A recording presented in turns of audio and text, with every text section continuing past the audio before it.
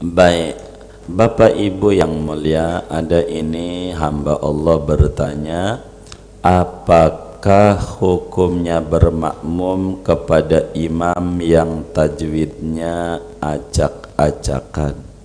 Baik, ada dua. Apa makna banyak orang membaca Al-Quran tetapi Al-Quran itu melaknatnya? Baik, yang pertama, apakah hukumnya bermakmum kepada imam yang tajwidnya acak-acakan? Baca Quran wajib hukumnya bertajwid secara fardu ain. Baca Quran bertajwid mau dalam sholat maupun tidak sholat, hukum baca Quran bertajwid hukumnya fardu ain. Adapun mempelajari ilmu tajwid hukumnya fardu kifayah. Begitu. Wal akhdhu bit tajwidi hatmun lazimu man lam yujawwidil qurana fahuwa asimu. Kata Imam Al-Jazari di dalam kitab Matan Al-Jazariyahnya, beliau menyatakan wal akhdhu bit tajwidi hatmun lazimu man lam yujawwidil qurana fahuwa asimu. Mengambil, memakai dengan ilmu tajwid hukumnya wajib. Wajib baca Quran bertajwid itu hukumnya wajib, mau dalam solat maupun tidak solat. Man lam yujawwidil Qur'ana fahuwa asimu. Siapa orang yang baca Quran tidak bertajwid, begitu, maka hukumnya berdosa. Begitu, kecuali sedang belajar masih belum bisa, alhamdulillah, ngalamin ini nih emang belum bisa. Ini disebut dalam bahasa hukum namanya ummi. Apa itu ummi? Orang yang tidak pandai, tidak bisa baca Fatihah secara baik, secara benar, begitu, secara benar. Nah, di dalam ini sholat ini yang ditanya bukan sekedar baca Qur'annya ini, tapi berbicara sholat berjamaah. Di dalam berjamaah, Syekh Nawawi Al-Bantani menjelaskan di dalam kitabnya Kashifatus Saja ada syarat-syarat sah bermakmum, jumlahnya ada 11 persyaratan supaya berjamaah kita sah.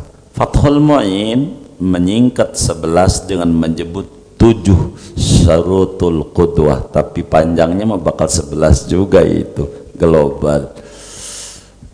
Nah, di antara syarat berjamaah adalah alla yakunal imamu ummiyan. Di antara syarat berjamaah hendaknya imam itu tidak ummi. Apa itu tidak ummi? Hendaklah imam bisa baca Fatihah dengan benar, artinya bertajwid dengan benar. Yang disebut dalam pertanyaan tajwidnya jadi tidak acak-acakan, itu syaratnya.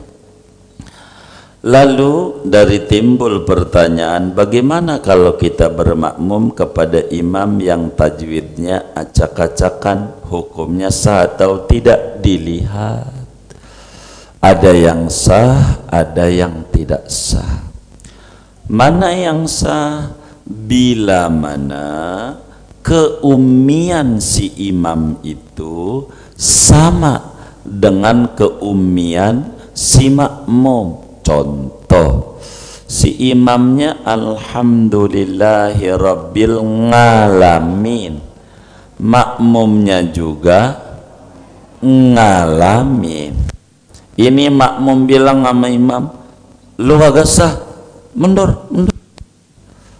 Dia mundur, ya baik dah, dia maju jadi imam, dia juga ngalamin. Ini namanya seguru seilmu, apa tuh? Jangan ganggu. Begitu, sama-sama umi, jangan kayak begitu. Tuh begitu. Maka sehingga karena dia imamnya umi, makmumnya umi, dan tingkat keumiannya sama, maka sholatnya sah. Tapi kalau tingkat keumiannya berbeda, umi juga nih, maka tidak sah. Contoh, imam si A gitu, jangan imam si A ngalamin tapi ro bisa ro, si B ro nggak bisa, ain bisa gitu, alamin cuman Allahman, jadinya ro-nya jadi lam, gitu, ro-nya jadi lam, begitu, ro-nya jadi lam, begitu.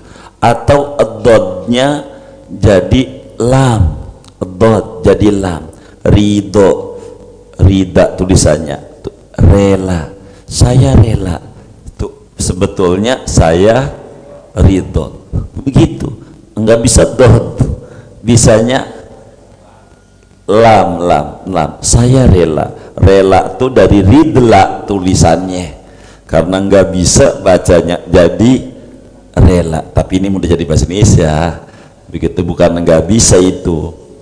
Ini kalau si makmumnya bisa ain tapi enggak bisa ro, ini dua-duanya tidak boleh bermakmum, tidak boleh berjamaah, sholatnya masing-masing. Sebab bila maju yang pertama ini jadi imam, alhamdulillahirabbil ngalamin, kata dia, lu kagak sah, begitu, minggir, gua dulu jadi imam, begitu. Maka kemudian dia maju, masih di awal udah bermasalah, bismillahirrahmanirrahim, aduh ro-nya ini mundur. Nah, dua-duanya menganggap salah satunya tidak benar Fatihahnya, maka yang kayak begini enggak boleh berjamaah. Tapi bila mana makmumnya qori itu artinya bisa baca Fatihah dengan benar, man yuhsinul fatihata, yang disebut qori dalam bab salat, bisa baca Fatihah dengan benar. Maka bila makmumnya qori, imamnya ummi, yakni tidak bisa baca Fatihah, imamnya ngalamin, makmumnya bisa alamin. Ketika diajarin, bang jangan ngalamin, masih mending daripada ngalamun, begitu. Ini lebih parah, dibenerin malah kagak mau dibenerin. Ini si makmum yang bisa baca Fatihah nih dilarang bermakmum kepada imam yang disebut di sini tajwidnya disebut acak-acaan.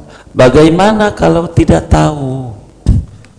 Tidak tahu. Contoh zuhur, maklum sholat di pasar ya kan, kita security, ada dua tugas security, ada shift siang, ada shift malam. Kebetulan seminggu shift siang, biasanya seminggu sekali security.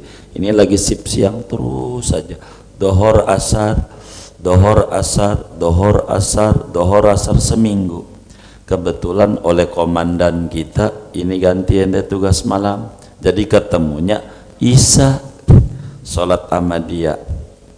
Pas Isya kita makmum tuh, Allah Akbar, imamnya itu juga begitu, yang tadi tuh yang siang kita tuh. Maka pas malam alhamdulillahirabbil ngalamin. Ini bagaimana sholat kita yang seminggu lalu dohor asar, maka tidak sah, wajib diulang. Bahasa kampungnya kodoin tuh yang dohor asar seminggu, karena li adamil bahsi anil imam. Demikian yang diterangkan yang ada di Kasifah dan juga di Fathul Mu'in. Itu begitu. Kedua, apa makna dari hadis ini ya?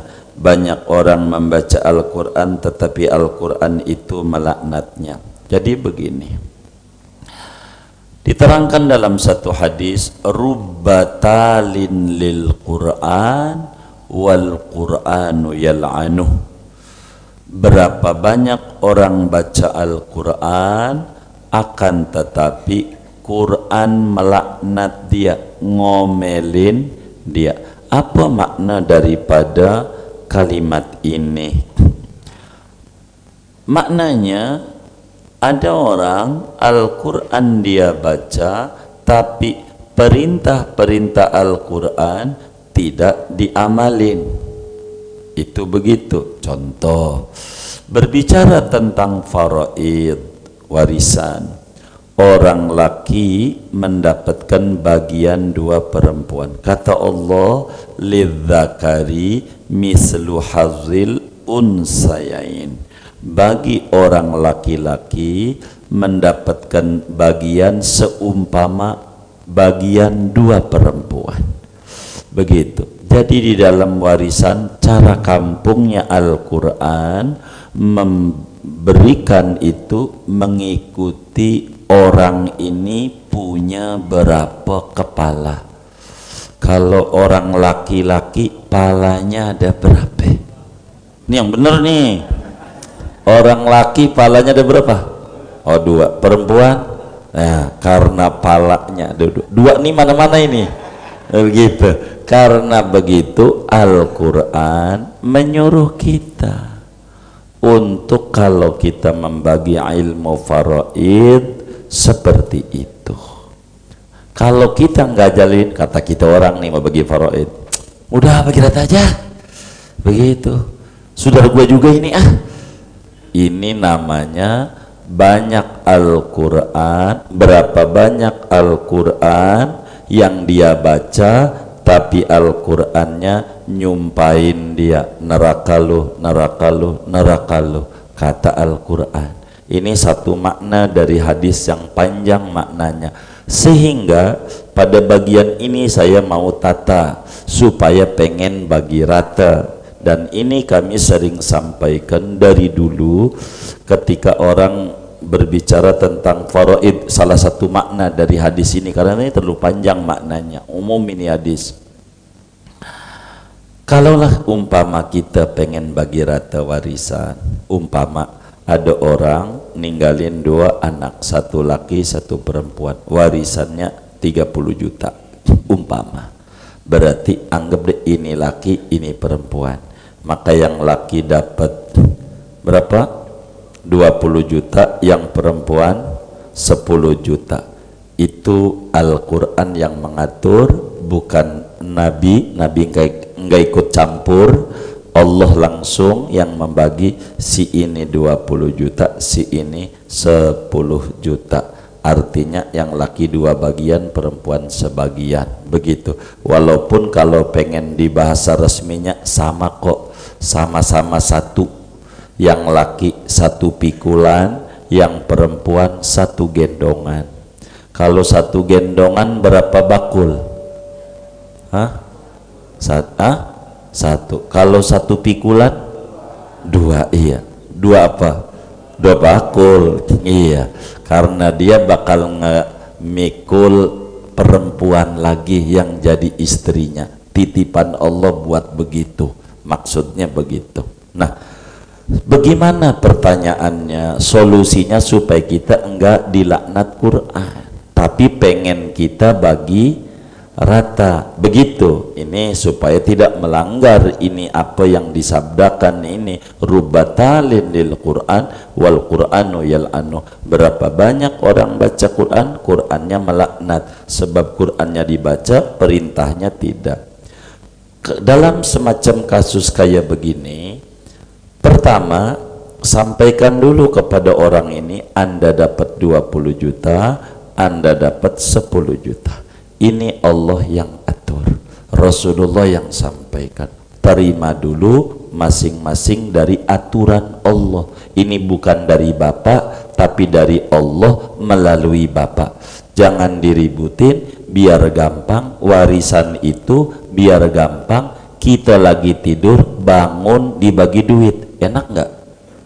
Enak nggak? Ya enak, bangun dari tidur nggak tahu apa-apa, duit. Kan begitu. Itu warisan. Syukuri dulu ini yang 10 juta, syukur dengan ucapan radina billahi rabban wa bil islami dinan wa bi muhammadin nabiyan. Yes, saya punya Tuhan Allah, saya ikuti aturan Allah, saya punya agama Islam, saya ikuti aturan Islam, saya punya Nabi Muhammad, saya ikuti ajaran yang disampaikan Nabi Muhammad. Dua-duanya begitu. Baik, kalau sudah Al-Quran ini diterima, baru diomong si abangnya nih, udah nih diterima 20 juta, si abangnya nih, neng sama adeknya atau sama empoknya sama aja. Kalau empoknya, pok ini yang 5 juta sesudah saya terima aturan Allah, saya kasih ke kamu. Maka si ini 10 juta menjadi 15, ini juga 20 dikurangi 5, 15. Jadi Al-Quran dipakai, kekeluargaan dipakai. Jangan langsung apa tuh bagi rata aja, jangan. Atur dulu secara faraid. Sesudah diatur faraid, ada keinginan pengen bagi rata, sesudah diterima hukum Allah, ini bentuk kasih sayang saya kepada saudara, ini saya bagi. Itu begitu. Kalau begini caranya, saudara, ini yang saudara perempuan nih bakal tambah sayang sama yang laki. Kenapa? Ada kebaikan dari dia, dari Allah melalui dia.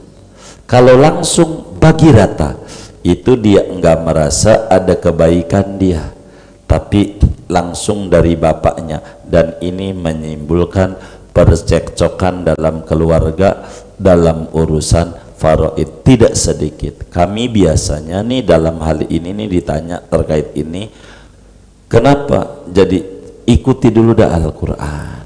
Sesudah rapih utur Al-Quran, baru kita berbicara adab. Ya udah, terserah ini. Kata dia, baik, sebagai saudara saya bagi. Begitu. Itu namanya akhlak. Ini nih wa antatawa'u khairul lakum.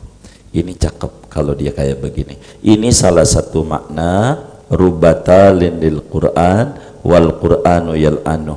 Itu begitu. Jangan sampai Qurannya kita baca, malah kita juga yang nginjak-nginjak Al-Quran. Kurang lebih demikian.